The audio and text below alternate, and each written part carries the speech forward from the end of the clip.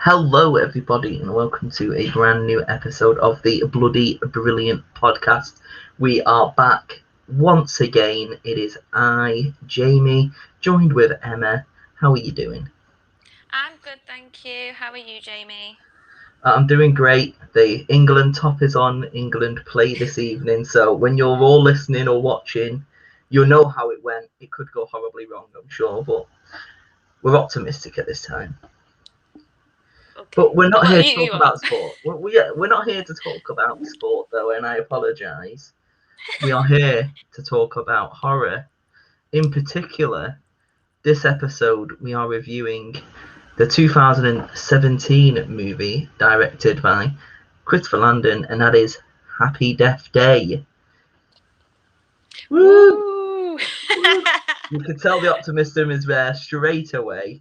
So I thought it was a little bit fun to kind of go from prom night to this one. I didn't want to go proper just straight into another like slasher film, like like dark kind of film. So I wanted to go for a little bit more fun for our first two because you always see all different podcasts when they start. It's all like starting with the classics like Hellraiser, Nightmare on Elm Street, Scream. And we're just going for completely random films. Well, we're going for ones that might not be quite as widely reviewed because we're doing ones that we like or we haven't seen. So rather than trying to pull in the ratings with the big hitters, we're just going for obscure. Go We're for going a for random one. the niche Niche. market. We I are love the a niche niche. market. Exactly. So I know going into this one, you were very, very optimistic. No, you weren't optimistic at all. Um, I don't know what the word, but there was a reason you said that you didn't want to watch this film. Do you want to disclose that Yeah. reason now or later? No,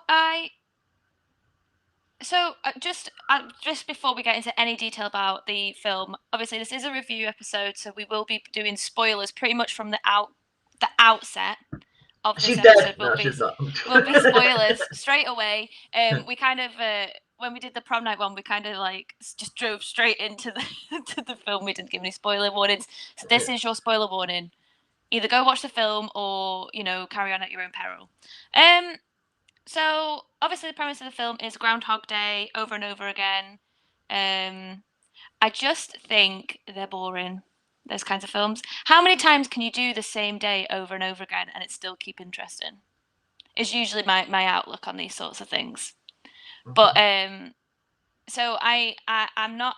When I saw it, I wasn't particularly grabbed by it because it didn't look like it would be something that I would enjoy.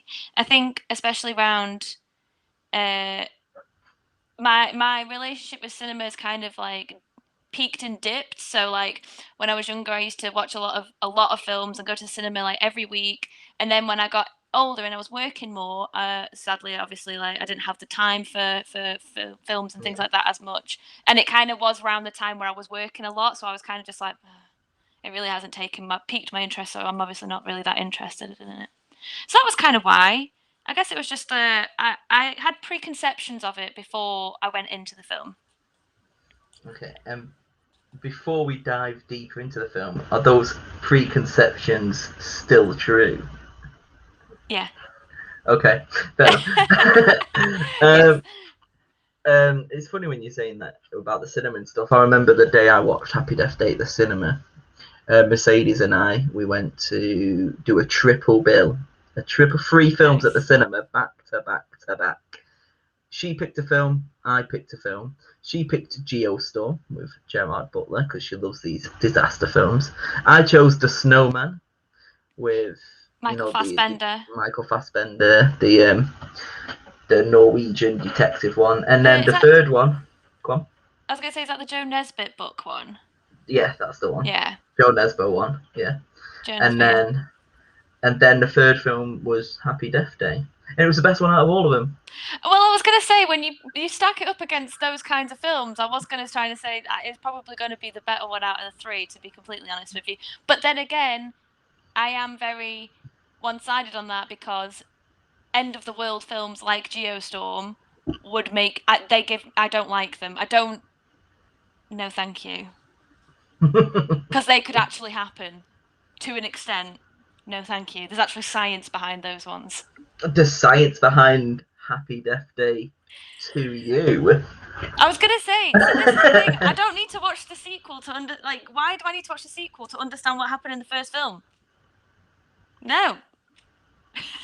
No, it just goes a little bit more in depth, though, doesn't it? And something happens in the second film, and yeah, we're not talking about the We're not second talking about the film. second We one. might do a little bit at the end, just quickly about it, if somebody does want to go watch it, or maybe in a few weeks or months when we run out of films, and I force you to watch the second one. For those listening, my face just like dropped. Like, oh God, please don't.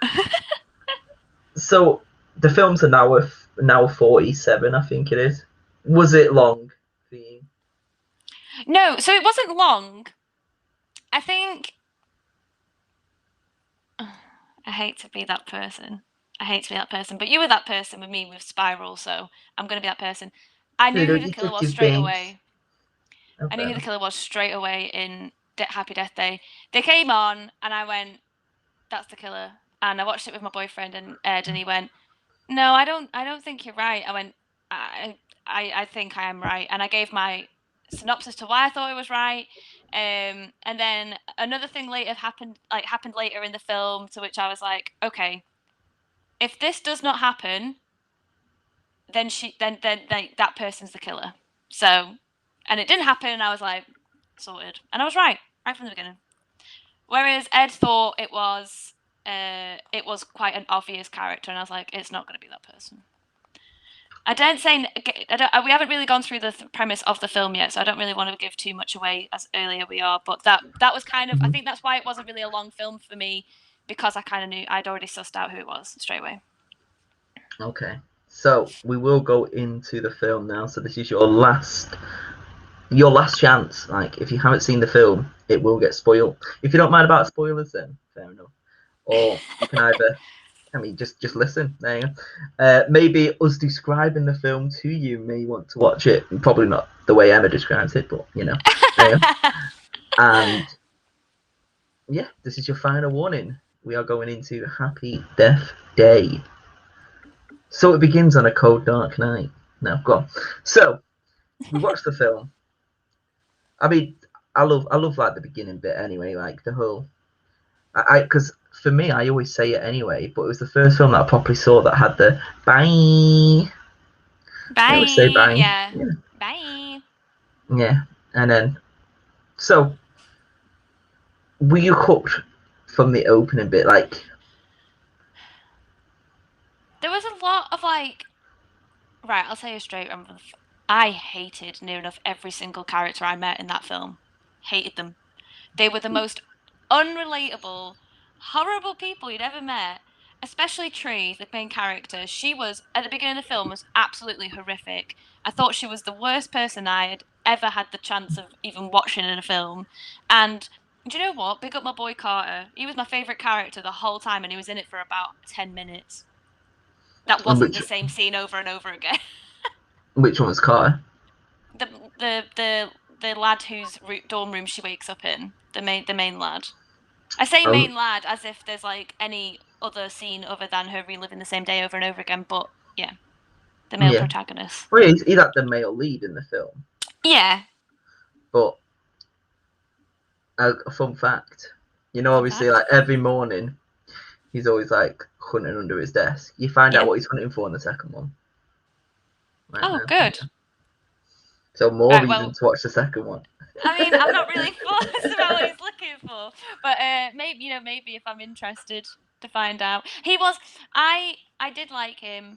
I thought he was just the typical, just like he's just a geeky little lad, isn't he? And then he's managed to Bag bag the hot this girl. bag the hot girl from the sorority house, for what we Yeah, thought anyway.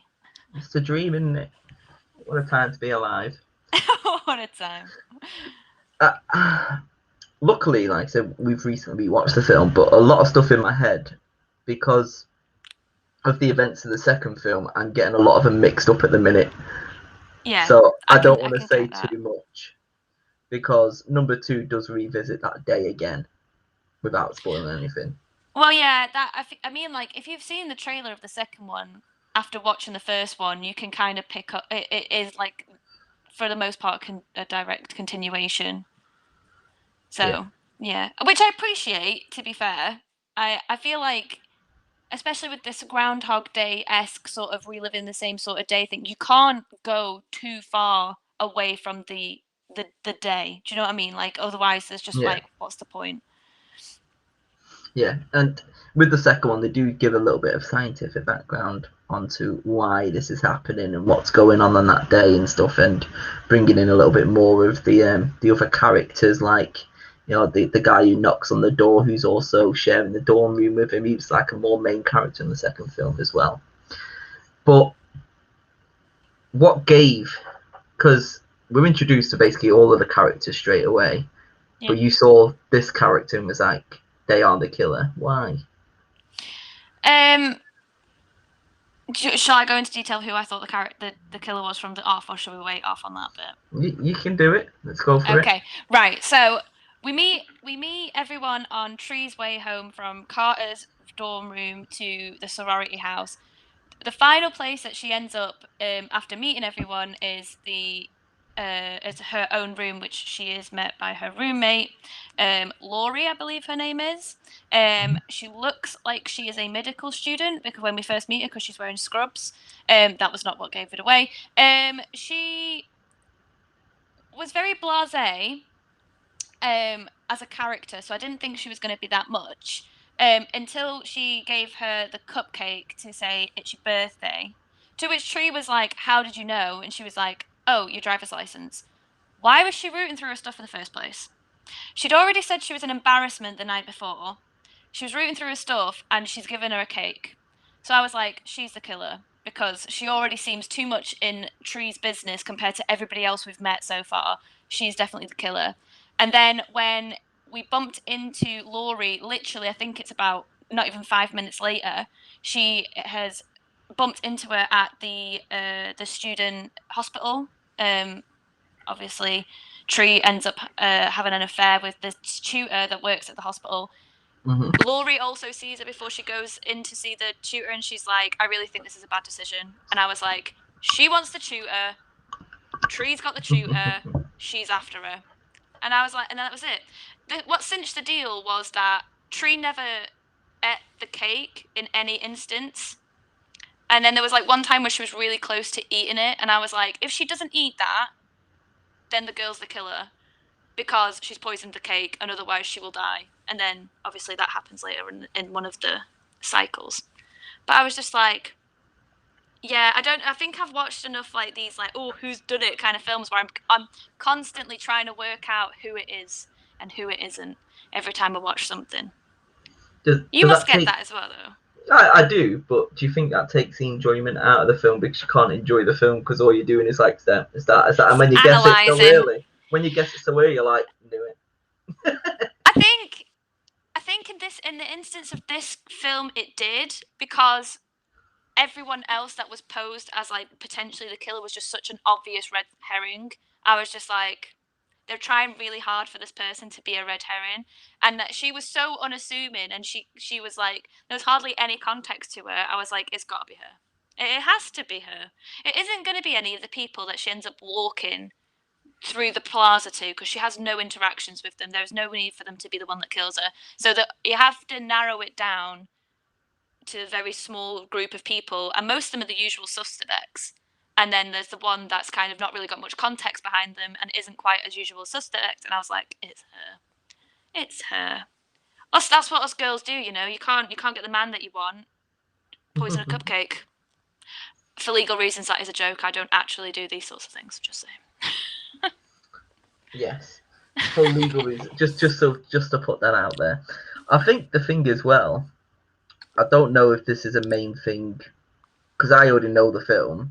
Did you know there was any indication of how big the cupcake was in the film that made you think of the cupcake? Because I know, like when you were advertising Happy Death Day, you put a cupcake Yeah. So I guess in the so. little bio bit. So The reason I picked the cupcake as well is because the cupcake obviously a lot of the promos around cake, and in all of the promos that there's only the one candle, to which then we get a very small morsel snippet of Tree's life that is not happening over and over again. And she talks about how her and her mum shared the same birthday and they always had a cake with one candle.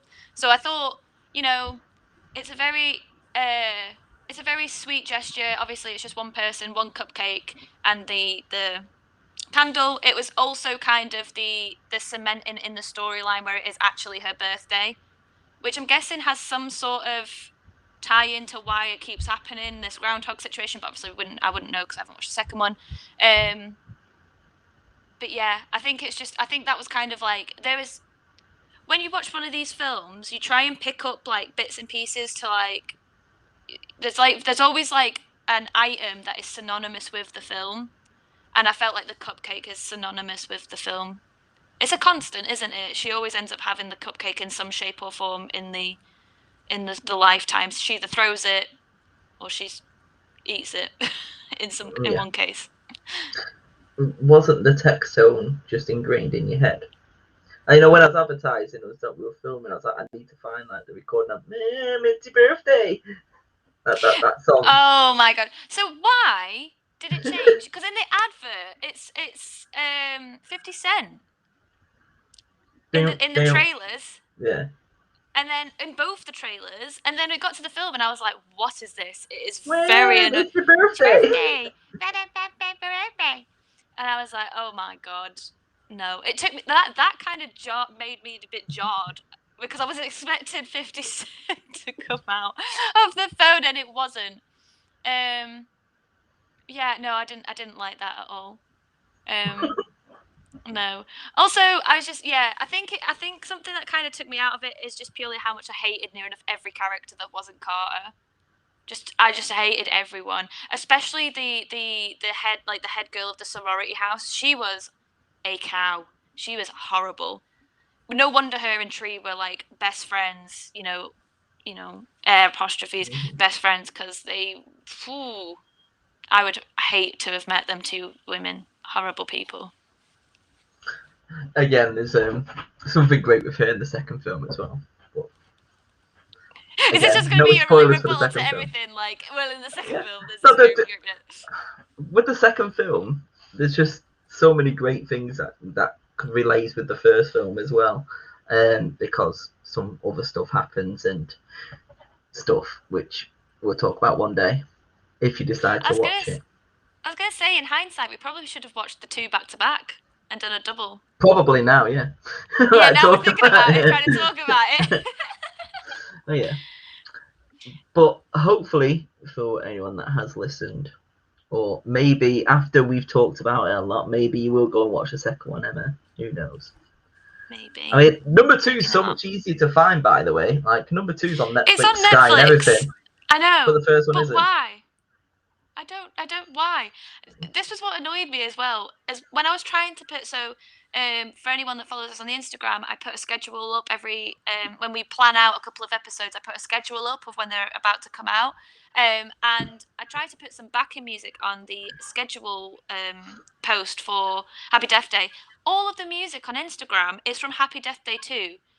There was like 2 songs from Happy Death Day, like 2 from the original soundtrack, and I was just like, well, this is useless to me because I haven't seen the second one.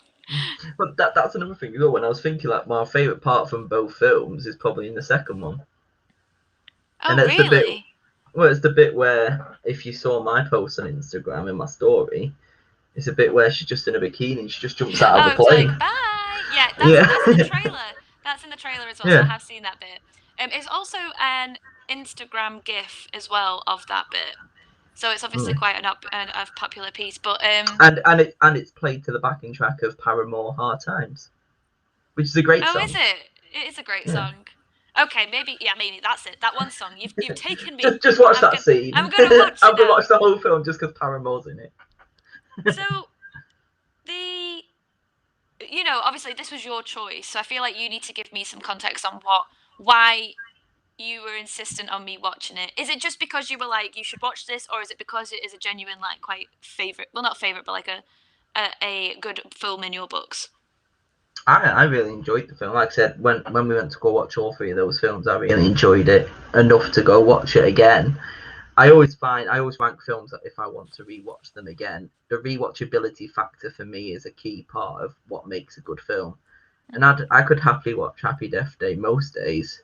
I've watched it about 4 or 5 times, I think. Like I really enjoyed it, and it's got kind of the elements of slasher in there. You've got a little bit of sci-fi with the whole Groundhog Day, and yeah, I mean, it's a little campy fun, isn't it? And Christopher Landon, he's done both of those films and Freaky as well. Which I enjoyed Freaky as well. Yeah, so Freaky, I want to see. I want to go and see that in the cinema because it's getting released in the UK into cinemas at some point. Well, it is here in Derby It's because we the got an advert. Odeon Limitless screening on Monday. Ah, well, there you go. So I would like to go see that. I think I enjoy the premise of that film more than I have done the Groundhog Day. I do you have a favorite part in the first film rather than thinking of the two together? Do you have a favorite part that's in the first film? I'm just trying to think. Like, I'm gonna go to my head and make sure I pick from the first film. So maybe a little bit quiet whilst I'm trying to think. I mean, I'll tell you what. I do really like some of the deaths in the film. I really like. You know, when she's and then one of the things that I always like is the bit where they just continue and just the bit where she's doing bye out of the plane. That's kind of similar to the first film where she's just basically had enough, so she just does whatever she wants, and it's just a montage of doing whatever they want. Yeah, I love those bits. Carter says to her that she should try and work out who her killer is, and she's like, "You just think that I should just die until I work out who it is that's killing me." Yeah. I mean, I think. Do you know what? Do you know what? I'll give you this. Mm-hmm. I am glad that her body was having the effects of her dying over and over and over again each time, because I feel like with these sorts of things, it's very much of a you die, you come back, and I think a lot of these sorts of films kind of forget the actual trauma your body will have gone through to have gone through these different timelines. Mm-hmm. So the fact that when she ends up in the hospital, she's got like masses of trauma that she shouldn't be alive from. I was like, yes, true, because that would be me trying to be a realist in a horror film. I'm like, well, yes, of course she would have trauma to her body. Yeah. But yeah, yeah. I I like think the of mask as well. oh god, no, I didn't like it. It was a bit weird. It was a bit weird. It was one of no. How's that a mascot for a school? Well, yeah, I feel like in this day and age, I don't think a baby would be a mascot for a school, would it? But I mean, what's the killer? What do they call the killer? Is it just Babyface or something like that? I think it is Babyface, yeah. Because obviously there's baby in The Strangers as well. Is it Baby? I haven't seen The Strangers yet. Oh, I forgot that was one of the ones on the list, wasn't it? It's on the list, maybe to watch It's on at the some point. list. That's good. Anyway, so yeah, so the babyface killer. I think. Do you know what I don't? I think. Do you know what I don't get as well? This is just again me. I play Dead by Daylight. We'll be talking about this in our video games thing. Mm-hmm. But whenever there's a new chapter that comes out and people hear that it's licensed, apparently quite a popular option is to have Tree as a survivor and Babyface as like the killer. I could not think of anything more boring. I'm not gonna lie. I think that is the worst choice ever. That would not be a DLC that I would buy. I think that would be so boring, and I don't understand why people are so like, yeah. I mean she's a great survivor. If you think of her, she's not actually a survivor in theory, because she dies every time until she breaks it. So But she broke the curse and figured out who was the killer and survived. she did. And she saved the day, and like I said, she risked herself to save everybody else. So yeah, so that kind of leads on to like my favorite bit. My favorite bit, and I think it was Good segue. so. My favorite bit was what we kind of find out through like very subtle notices is that it's not just her that can die in her storylines. It's also anyone that comes into contact, obviously, by happenstance in that same situation. So there's season. I want to say season. It's not a season. There is an event where she and the head sorority girl end up in front of a truck, and she dies and she starts again. So we can only obviously assume that the girl died as well. There's another bit where a nurse gets stabbed and killed, or shot and killed. But my favourite bit is there is an happenstance where Carter comes to try and save her, and he gets killed.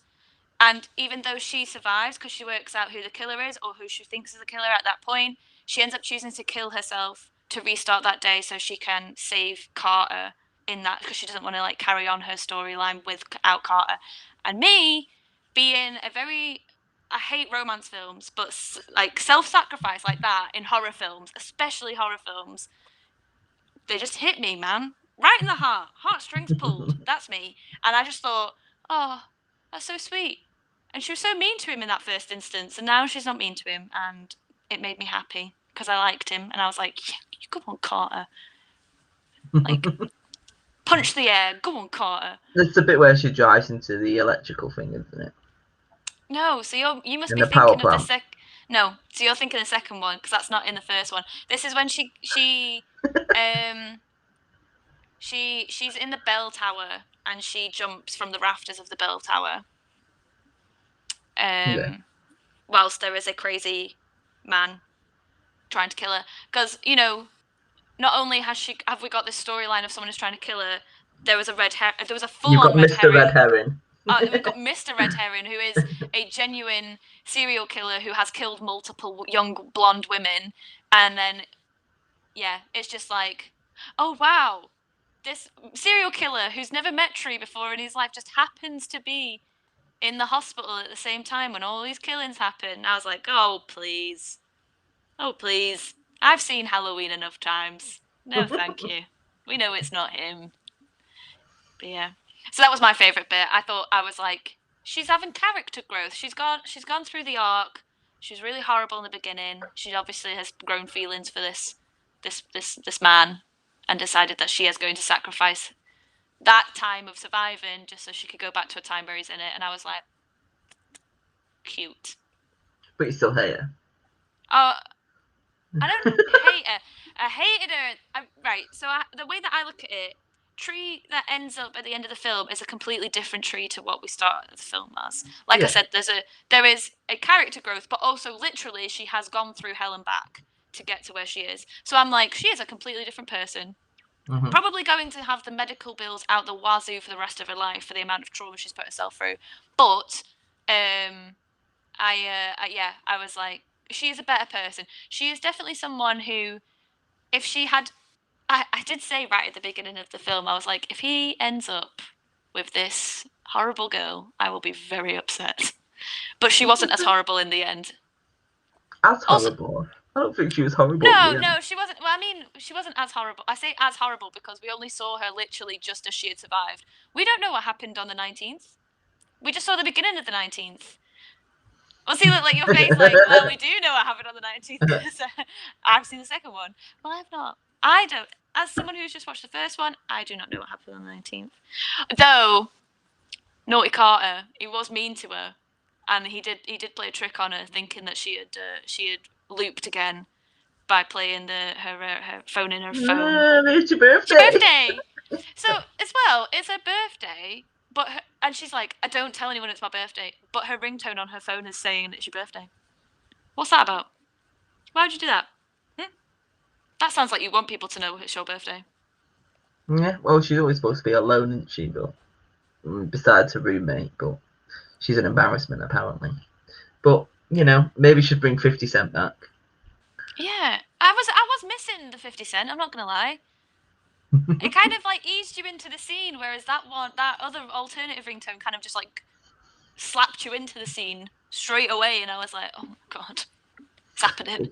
It sticks in your head though, like you can't help it. You're just going to be randomly just going, "Mom, it's your birthday." Why didn't they use it in the promos then? Because it's annoying enough to be in a promo where you'd be like, oh, of course. I don't know. Maybe so that's we're going to have to speak to them directly about it. Like, what is your promo work doing? Yeah, why? Why was this Where'd absolute 50 Cent? misleading? Where did 50 Cent go? But yeah, the thing is though, I didn't really recognize any of the actors, and I usually tend to recognize people from other stuff. But I didn't really recognize anyone from it, which is probably another reason why I kind of stayed away from it because there wasn't anyone that I knew. But that's good But though. Like none of them have been typecast, or there's not when. Because again, it's one of those films that you're watching something. It's like I know him from something. I know him from something, and then you spend about 10, 15 minutes of the film on IMDb going, "That was it. That episode of ER I watched." oh my god, I love it when it's that thing. Well, actually, no, I hate it. I hate it when it's that. And you're like, oh my god, he was I the know his cadaver. face from something. He was cadaver 3 from CSI in Las Vegas. Oh my Yeah. god, no. Yeah, I like if I feel like sometimes I can kind of build my already like preference of a film whether I know the people in it or not. I'm not as much as I like to watch new films, I am very much a creature of habit and I tend to, you know, put my time and effort into actors and actresses and directors that I know that I like the work of. Um but yeah, I mean, to be fair, has Blumhouse done me wrong yet? Not really, I don't think. The production company, so Yeah. I can't really go wrong on that one. So I yeah, do love Blumhouse. it was a good film. It is not a film that I will probably be putting in my DVD collection. So you kind of enjoyed it. You tolerated it. It Yeah, wasn't bad. yeah. So what was it?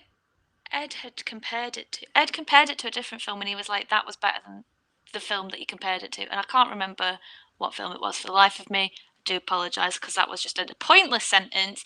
But it was. We both watched it, and yeah, as me being quite a film buff with particular taste, and Ed being very average in his taste, he'll watch anything really. I think for both of us, I think it was good. I think it was just like that's a good that's a good middle ground to be on. We both thought it was good. Yeah. Like I said, I think it's definitely an enjoyable film. It's not going to be like the greatest horror film of all time. Oh Like, no, it's a fun horror film, definitely. yeah, and I know over the next week, isn't it? We're going to be talking about in four, God knows how many weeks now. We're going to be talking about slasher and tropes and stuff like that. Yeah. Would you count? What would you count this into a subgenre? Because obviously it's horror. I mean, Yeah, you've got but loads of slasher elements in there. yeah, but so I believe it was you that was explaining to me that to be classed as a slasher, it has to be a sort of like continuous presence with the same item. Was that right? Like I think you were trying to A say weapon like of choice, a yeah. weapon of choice.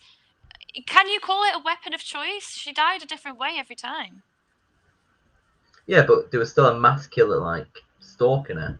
How many times did she get actually slashed though? She got hit by a bus. She fell from a building. Yeah. She did get stabbed with a bong. And I knew that was going to happen. She went in that room. The first thing she picked up was the giant bong. I was like, that is definitely going to get used to kill her. Knew it straight away. Though I tell you, I did laugh very loudly when she finally turned up at the party for the first time. And the guy opened the door and he had the mask on and the hoodie and she just literally just punched him straight in the face. And it turned out it was a surprise party for her. And everyone was just watching her just absolutely deck this guy. I did laugh at that. I was like, yeah, because that again, that's a real reaction of punch, just like rather than Remind this is a message to everybody: don't surprise party Emma, otherwise you will get punched in the face. yeah. Don't be too close to the door. Anyone who knows me in real life will know that. I mean, you probably have noticed as well. I'm very skittish. Like I can just be like in the kitchen, like minding my own business. Poor Ed just has to walk in the room, and I'm like, ah, ah. I jump really badly at work. Got my headphones in. Someone comes up behind me. Ah, I can't. I don't know what it is.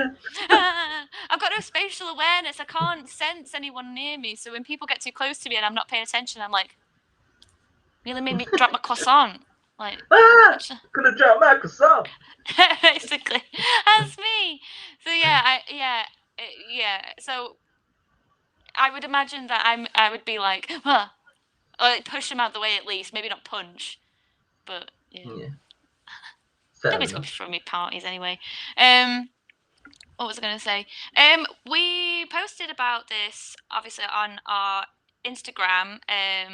I have been trying to post something every day or so just to sort of get people some context of what we've been up to and what we've got coming up. So yesterday we posted about Happy Death Day on there.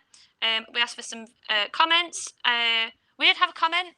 We had a comment from Fangirl Daily.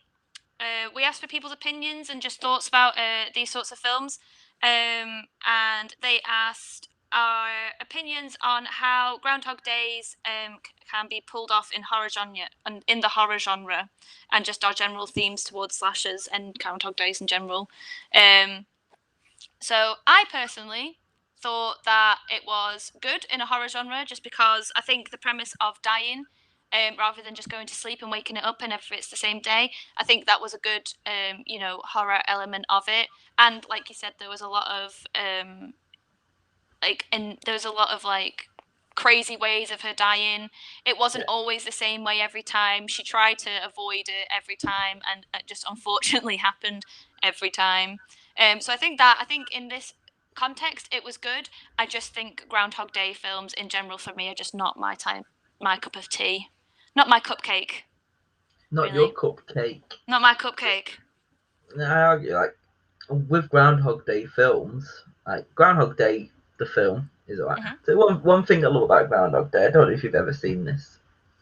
They every day on Groundhog Day, I can't remember when it is. They have it on for 24 hours on Sky Cinema comedy. Literally just Groundhog Day after Groundhog Day after Groundhog Day, just all day Groundhog Day. I think that's amazing. I love that. Just a nice little fun fact there, and there's your fun fact of the day.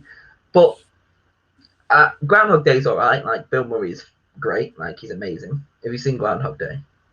Yes, a long time ago, a very long time ago. But there's not a. Is there a lot of time loop films? I don't think so. This is the thing. I don't think it's necessarily time loop films. I think time loop TV series episodes. We do get these ones where they're kind of the thing that comes to mind is the supernatural episode of them reliving the same day over and over again.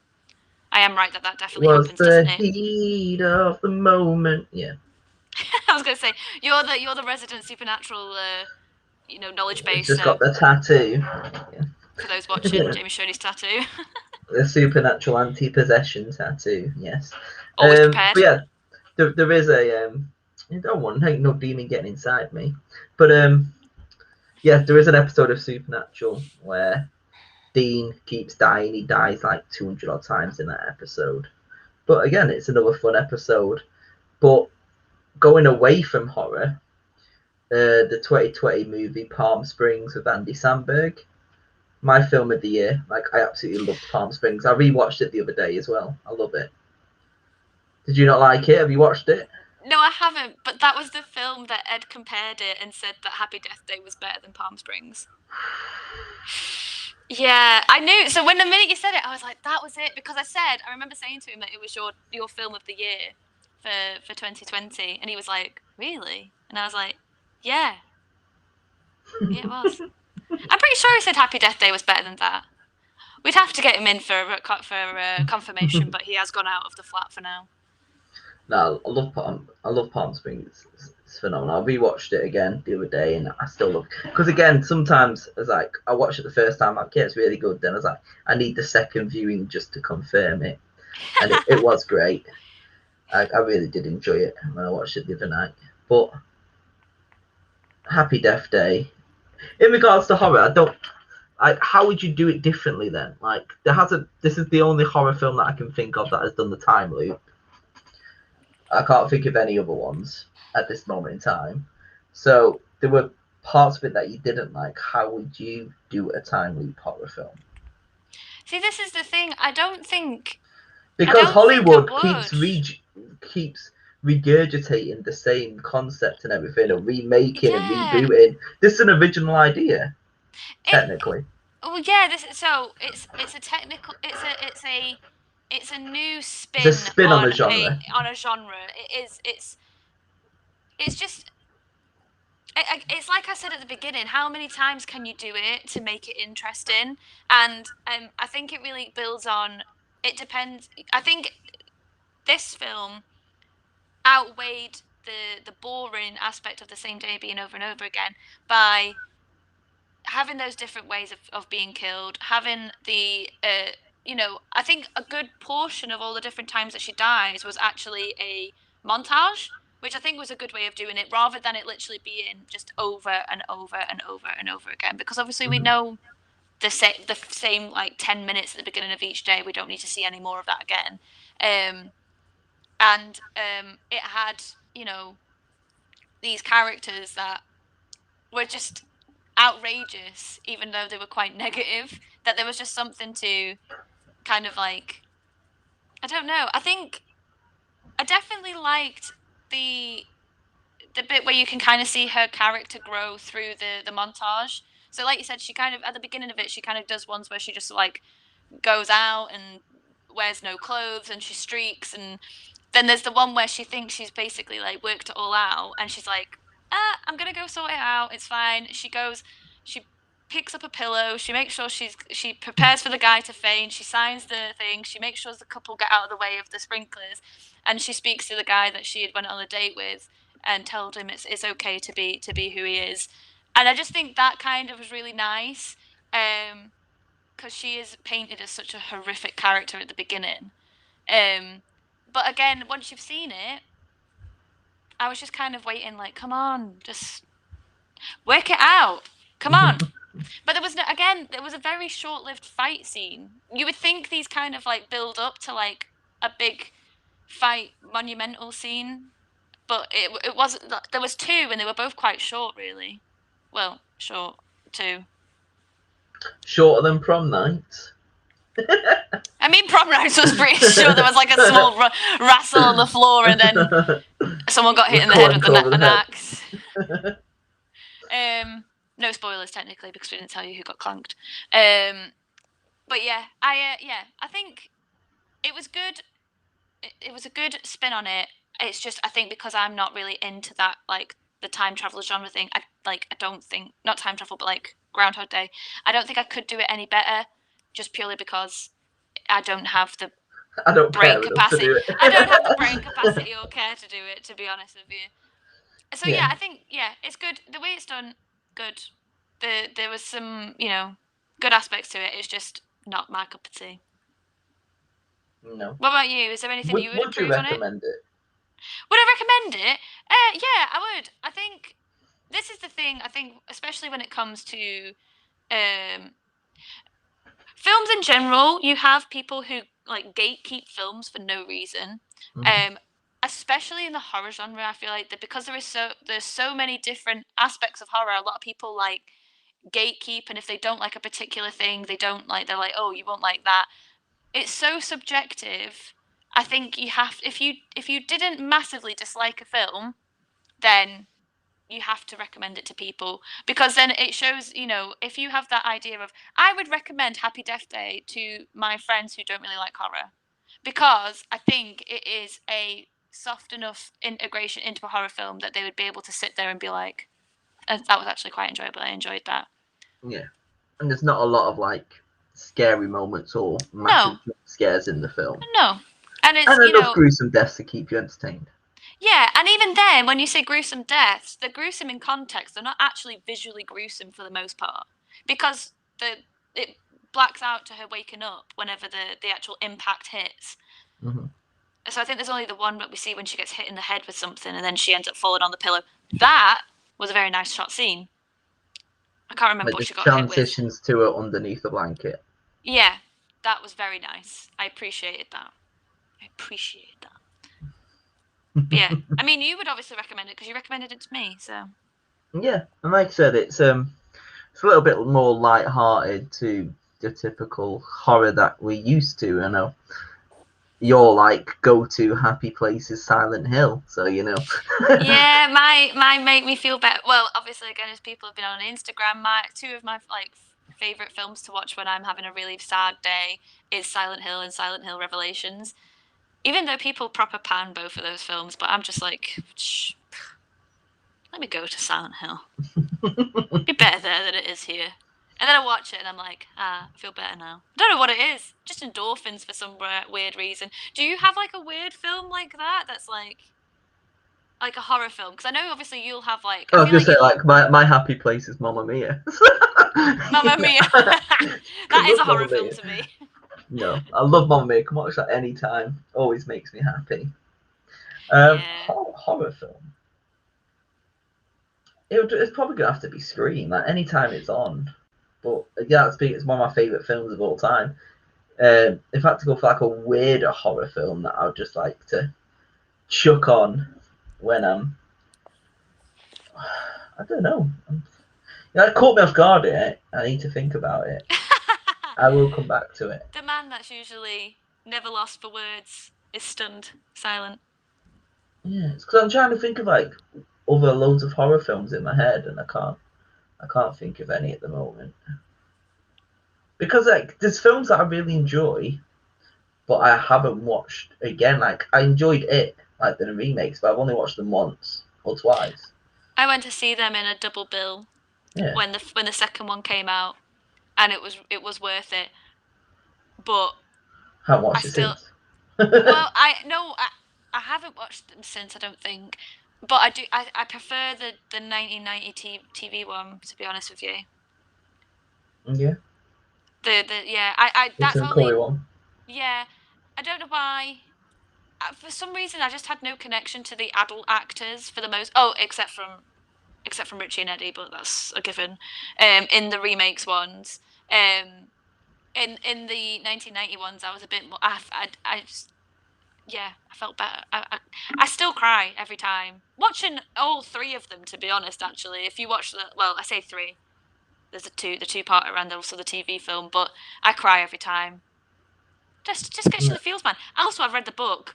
Took me about 4 years, but once you've read, I think you don't need to read I it mean again. that's a record, that isn't it? I mean, usually it takes people 6 or 7 because it's that long. Mine's it's proper a long battered. book.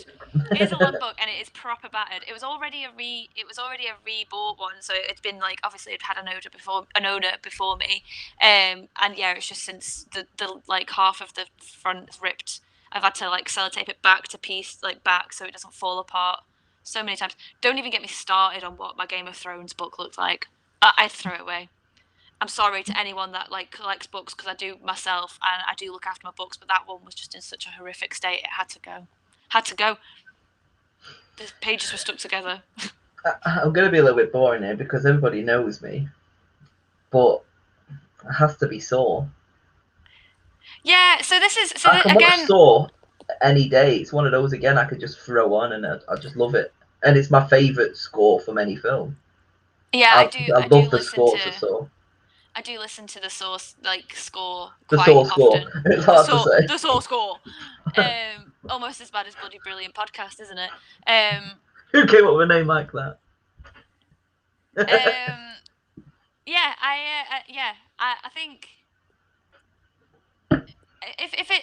I feel like Happy Death Day is probably someone's feel good film. It's easy to watch. It's upbeat. It isn't necessarily got masses of dark, sad tones. If you take away the whole part that like her mum passing away and things like that, I guess that's quite sad as a sad tone.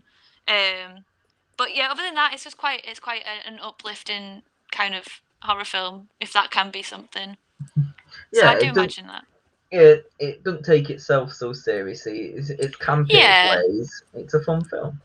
Yeah, it's like the babysitter films are like that, and I like the babysitter films. But don't like Happy Death Day as much. But I don't like Happy Death Day is much better than Babysitter. But Samara Weaving, man. Yeah, and Bella Thorne as well. But there you go. And Robbie Amell. Yeah, Robbie Amell. Yeah, Amell. Same thing. He's going to play Chris Redfield in the Resident Evil film, so that's all that matters to me. So, I can't remember what we did for prom night. Was it out of 10? Was it out of 5? Oh no, I meant to re-listen to it to work it out because I did think of this yesterday. I want to say 5, didn't we? Did we not do it out of 5? I We don't did know. pumpkins. We We did did pumpkins. pumpkins, 5 pumpkins then. It would be 5 pumpkins. I think so. If people, I'm sorry guys, if you're an avid listener and we've got the pumpkin scale wrong, we will, The we will, pumpkin scale. We'll we double will. it if it's Well, out of if 10. it's yeah, if it's out of 10, we'll double it. I would give it, I would give it a 3. I think that's a good solid one. I think I gave, yeah, I'm pretty sure it was out of 5 because I'm pretty sure I gave prom night 3.5. So 3. I have to really hate a film to give it anything lower than a 3. I'm not gonna lie, and I Yeah, didn't you're hate it. pretty impartial. Everything's getting a 3 or higher. Unless Yeah, it's everything. awful. Literally, I don't want to be mean and be like, no, that was awful. That's like a 3. That's like a 1. Sorry, but yeah, was it? I thought give it a 3. I'll give it a 3. That's one thing we're going to have to do. We're going to have to find a film that's a 1. I mean, I think I've seen one film that I would rate as a 1, and it was not good. What was it called now? Jonah Lives. Oh god, it was Jonah terrible. Lives. I don't even think you can find it anywhere anymore now. I think it was on It rings a Netflix. bell. It was not good. Have you ever walked out of the cinema? Nope, never. I've never Almost been. a 1. I've never been to the cinema. Well, I know you have. I've never been to the cinema. I've never experienced anyone walking out either. I've heard people have experienced other people walking out of the cinema. Yeah, I've told you about like Doctor Sleep. Half of the cinema walked out of Doctor Sleep. Yeah, I remember you telling me about that, and I was very, very shocked. Because I think even Doctor Sleep, if you watch it standalone away from Shining, is a good film. But that's just my honest opinion. Imagine if we reviewed that, I'd be buzzing. The Flanagan. The Flanagan, do love Flanagan. The only film that I almost walked out of was Alien Covenant. Worst film I've ever seen in the cinema. See, I never went to go see it, so that's why I avoided walking out of it myself. Awful. I didn't even watch Prometheus, so that didn't help. But there you go. I did go see Prometheus, but someone else bought the ticket, so I had to go. It wasn't really a choice. I couldn't really walk out either because they were the lift. You couldn't just be like, yeah, sorry. Yeah, sorry, bye. Bye. Bye. Yeah. I think. Sorry, this is just a whilst we're talking about bye. I think one of the things that make you like Death Day is you like those kind of very American high school, university kind of films. I always feel like you gravitate towards those types of films. I don't know why. Do you think that let's go into this. I mean, come on. Because Dr. Cheatham, let's do this. I don't know why. Because put me in the chair. Let's go. I think because I know you like films and like shows like Legally Blonde, and who doesn't like Legally Blonde? Exactly. I mean, I get that. Yeah, I get that one. But obviously, you're a fan of like the American Pies, and I think there's just like a whole genre that can be on American teenagers, and I don't know why, but I'm not really a big American. We spoke about this when I saw you last week, responsibly, within restrictions. That I'm really. I mean, it's a rule of 6 are allowed. Well, yeah, I'm just saying. Depends when you're listening. Maybe things happen in the future. I don't know. I'm not really a massive I've never really had that desire to go to America, whereas you're very much that the American dream. I feel like is very much you, and I think maybe that might be why Happy Death Day is probably a bit more of a positive in your book than it is mine. Maybe because I'm just not really fussed one way or another. But that's just my own opinion. Just me getting in your noggin there. I am very Americanized in the way that I live. Like I class myself within myself as American. Like I am British, obviously. I'm proud to be British, English, whatever. But a lot of my mannerisms and movie tastes and stuff like that, like you said, are American. And I want to move to America and I want to live in America. Exactly. Like it's what I've always wanted to do. So everything that I do is a plan to get to America.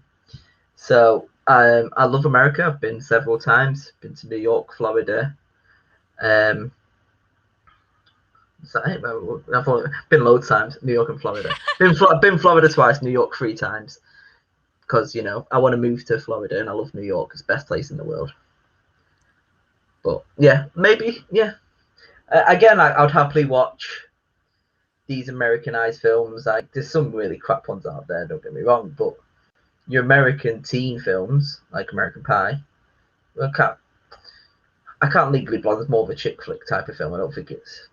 I don't know. Can't it's American. Like Harvard Law School. Yeah. It's very, very American, I think.